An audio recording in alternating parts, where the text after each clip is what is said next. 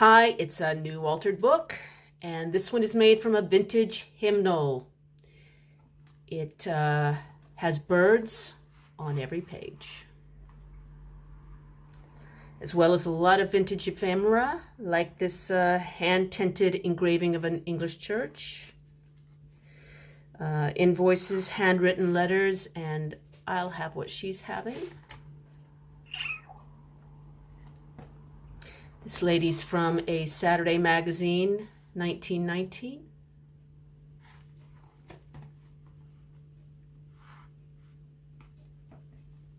Some stencil work.